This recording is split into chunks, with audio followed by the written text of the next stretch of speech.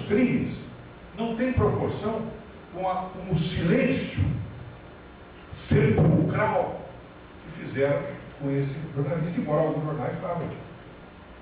Todo mundo sabe, eu não quero falar de nome de gente, porque gente sofre.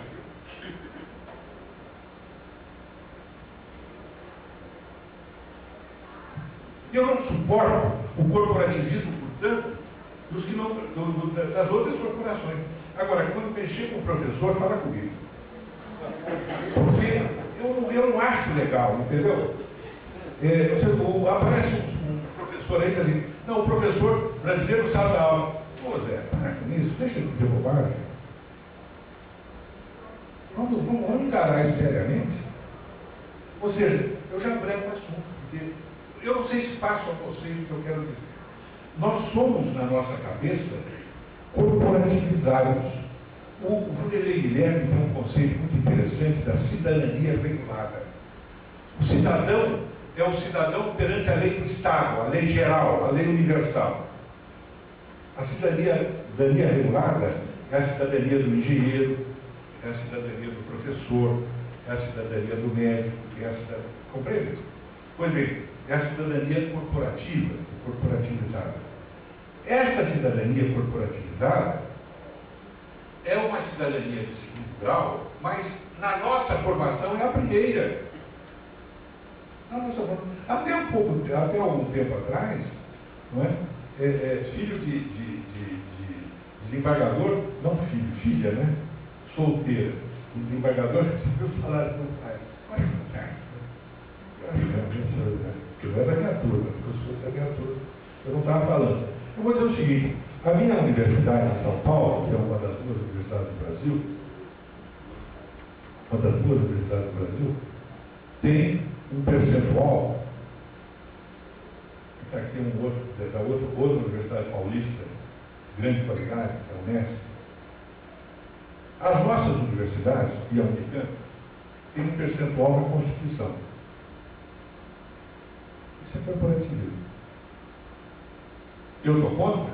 Não, sou a favor. Você também está a favor, né? Porque somos nós. Agora, se fosse outro...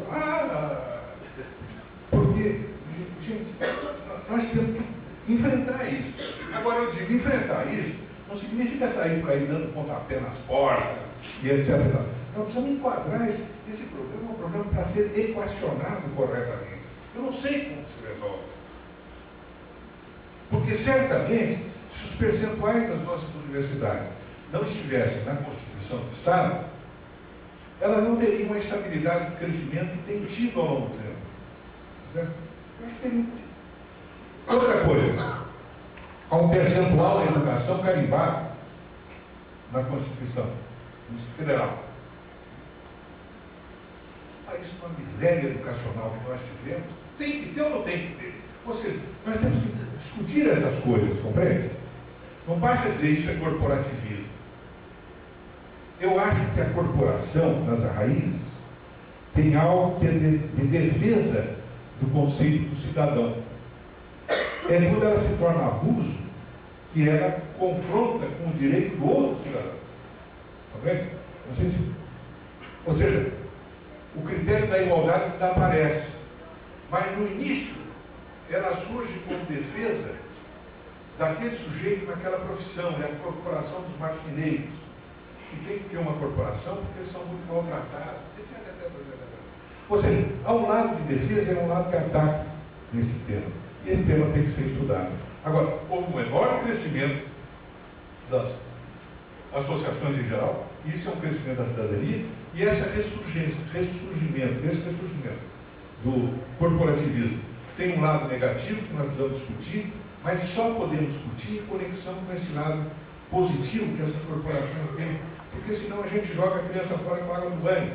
Eu não sei se nós estamos no Brasil chegando àquele ponto em que para discutir determinados temas, você precisa discutir com certo cuidado, porque senão você estraga aquilo que você quer construir.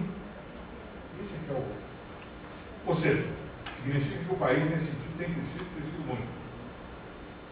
Eu acho, portanto, que a democracia, o crescimento da democracia do Brasil não é só o crescimento do voto. É o crescimento de toda essa participação democrática que vai se dando.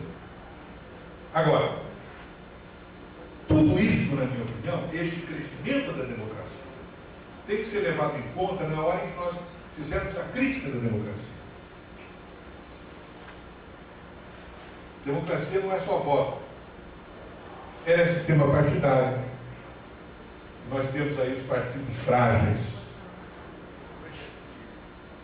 Ela é a convivência do executivo com o legislativo e com o judiciário. E aí nós temos um judiciário de uma lentidão terrível para várias coisas. Um legislativo bastante desmoralizado. Nós temos uma privatização do poder público.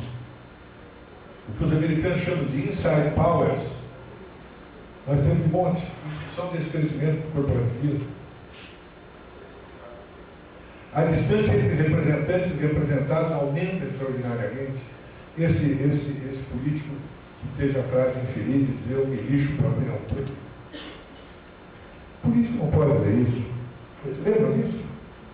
Eu me lixo para a opinião pública. Porque ele na verdade, ele não está entendendo. Ele pensa que ele está falando com o diretor de jornal. Pouco importa o que o jornal diga ou deixa de dizer. Ele tem que falar para o público. O político tem que falar para o povo, para o cidadão. Ou seja, o Brasil tem muitos problemas na democracia. Agora, eu acho que quando tratarmos desses problemas, eu acho que tem que tratar no contexto do crescimento da democracia. Por exemplo, deixa eu dar um exemplo. Debilidade dos partidos. Nós conhecemos a debilidade dos partidos, não vou explicar, e todo mundo sabe o que é. Embora alguns partidos sejam mais débeis, outros menos débeis. Mas, de qualquer maneira, em geral, a debilidade dos partidos no Brasil vem de uma virtude. Qual é a virtude? É um sistema de voto que se implantou depois de 1930, quando se pretendeu, depois da Revolução de 30, bem depois da Revolução de 30, acabar com o privilégio que tinham as oligarquias, que impediam a existência de qualquer tipo de oposição. Na República Velha, tinha os partidos das oligarquias, isso tinha mesmo, os grupos da oligarquia, e a oposição não existia. Então, a Revolução de 30 foi uma revolução em nome da moralização dos costumes políticos. Era isso que se dizia. E ela inspirou um sistema de voto, um sistema eleitoral e um cuidado com o voto, que é peculiar no Brasil. Não é todo mundo que tem a justiça eleitoral que tem aqui, não. Hein?